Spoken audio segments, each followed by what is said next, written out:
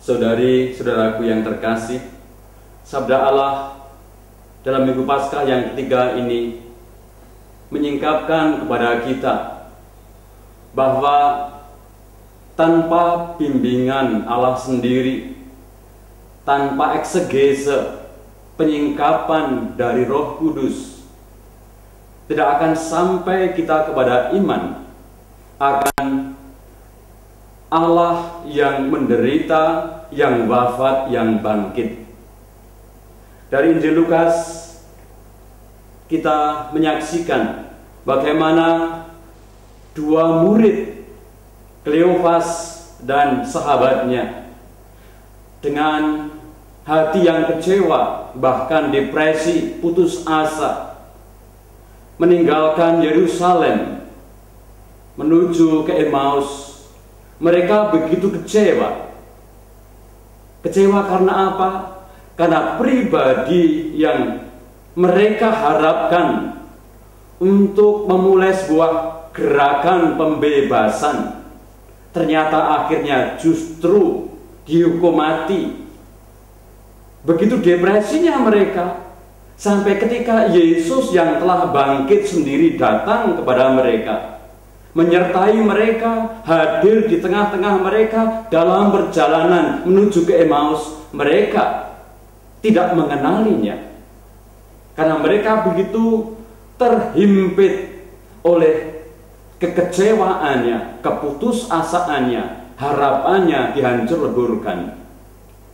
Tapi perlu dilihat di sini, mengapa mereka begitu jatuh dalam kekecewaan semacam itu? Karena harapan mereka, dalam bahasa saya, adalah harapan yang merupakan ilusi, ambisi, agamis, politis, duniawi.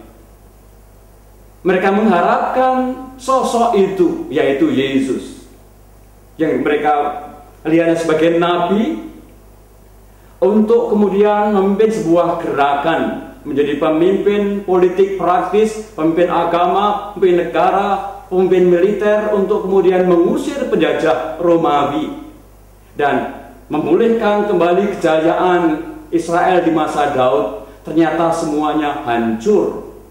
Namun saudara-saudara yang terkasih, justru disinilah letak kegembiraan Paskah yang kemudian hanya dalam bimbingan Yesus sendiri yang telah bangkit itu akhirnya sampai kepada mereka.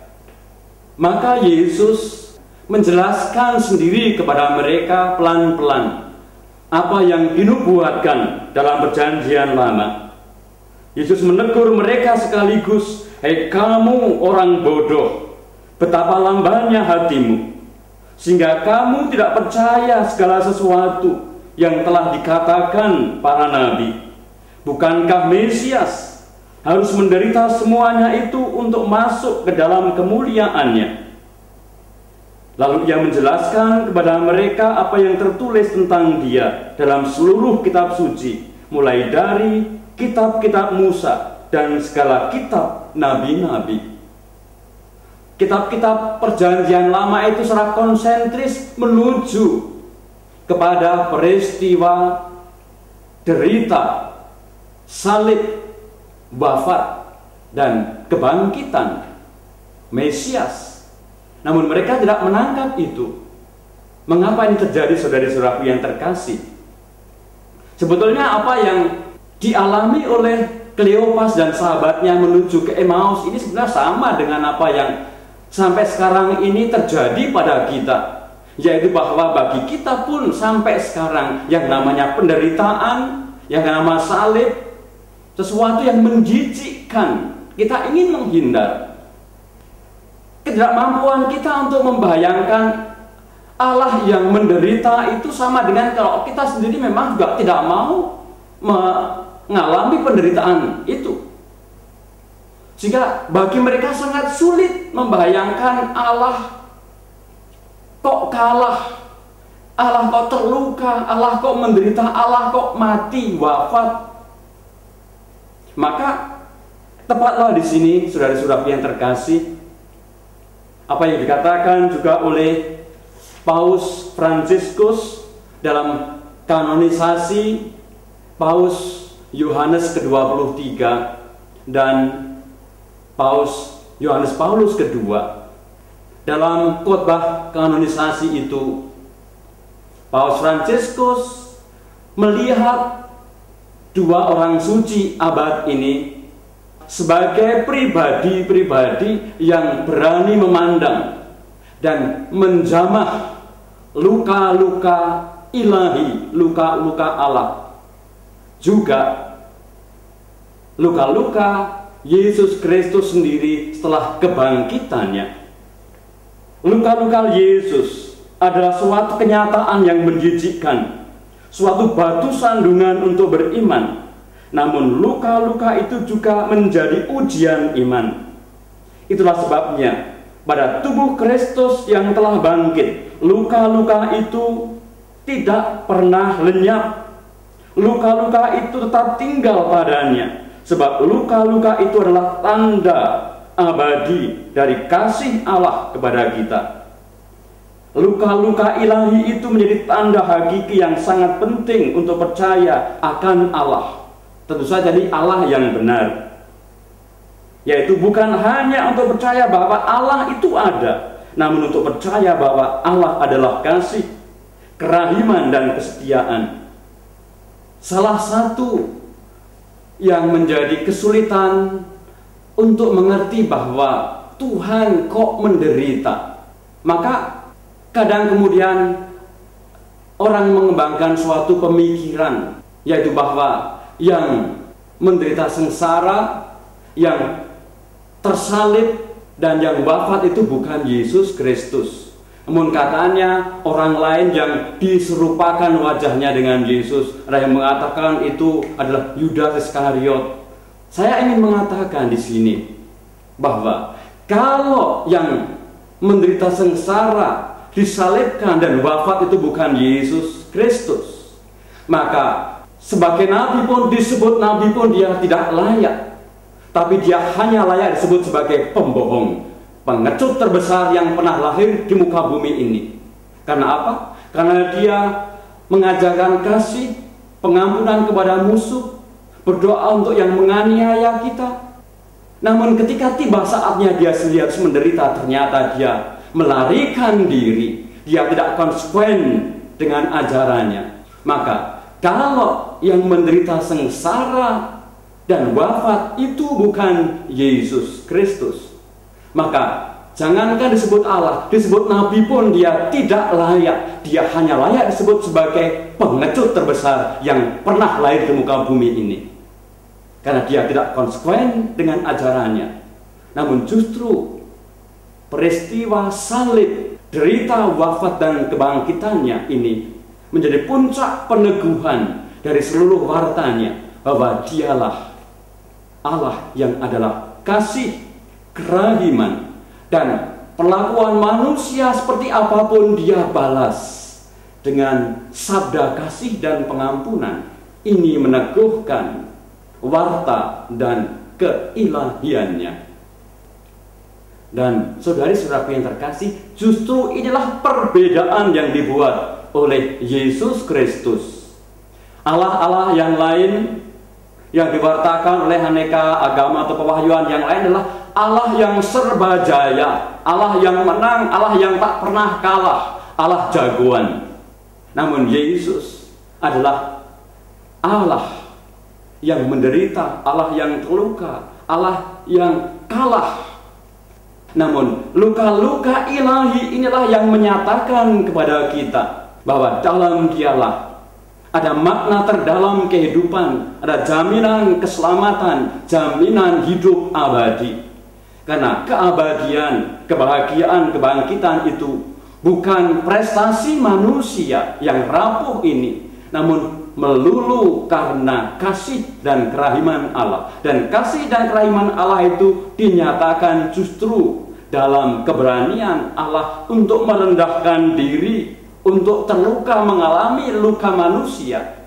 Dan inilah yang diwartakan juga oleh Petrus dalam bacaan pertama dalam Kisah Para Rasul, bahwa Yesus memang Mesias yang harus menderita sengsara, namun dalam kesengsaraan dan wafatnya, bahkan wafatnya inilah jaminan keselamatan itu datang kepada kita. Apa pesannya untuk kita, saudara-saudara yang terkasih?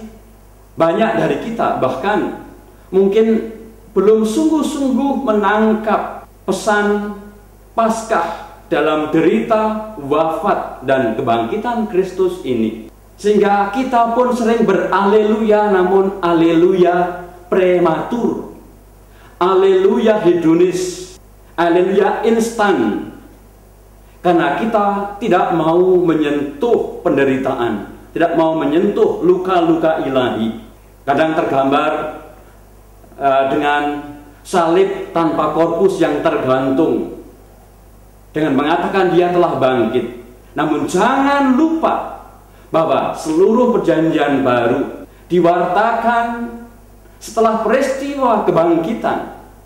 Dan kalau kita sungguh mampu berani mengikuti Yesus di jalan salibnya, kita bisa menyerukan Haleluya Paskah yang penuh. Haleluya Paskah yang tidak melalui jalan derita adalah Haleluya prematur. Seperti seorang ibu yang ingin melahirkan anak namun tidak mau mengalami sakit bersalin. Seperti ingin mengharapkan panen yang berlimpah namun tidak mau membiarkan benih itu jatuh ke tanah, pecah kulit luarnya, mengalami kehancuran namun justru menghasilkan buah. Dan inilah yang terjadi pada kehidupan kita, yang sampai sekarang sering juga muncul dalam bentuk-bentuk menggunakan nama Allah, namun apa yang diperjuangkan seperti dua rasul yang menuju ke Emmaus itu masih berhenti di sana, yaitu hanya sebuah ilusi, ambisi agamis, politis, duniawi, namun tidak menyentuh dunia ilahi, tidak menyentuh kerajaan Allah yang sebenarnya.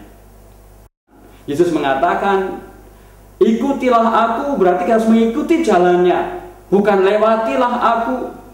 Namun kita sering tidak mau melalui jalan salib itu. Kita hanya ingin beraleluya, namun aleluya yang dangkal, aleluya hedonis, prematur, duniawi. Kalau kita ingin ambil bagian dalam aleluya Paskah yang utuh, yang benar, yang sungguh ilahi, kita juga harus menyelami, mengerti, dan mengambil bagian juga dalam jalan salib ilahi itu. Semoga dengan sabda hari ini kita terbuka pada Roh Kudus yang kembali menyingkapkan misteri derita, wafat, dan kebangkitan Kristus yang berkorban untuk kita. Kita diajak oleh Roh Kudus untuk mengerti bahwa derita manusia bukanlah akhir, bukan kata terakhir. Namun ada yang lebih kuat dari itu, bahwa luka-luka ilahi lebih kuat, iman akan Kristus yang tersalib lebih kuat, dan bersama Dia kita akan mampu mengalahkan segala bentuk kebodohan, kepicikan yang membuat kita pun sering tidak mampu menyelami misteri kasih Allah dalam derita, wafat, dan kebangkitannya. Semoga Kristus yang tersalib juga menjadi pribadi yang kita ikuti, maka kita akan bisa menyerukan Haleluya, Kristus bangkit, dan bersama Kristus kita pun bangkit. Amin.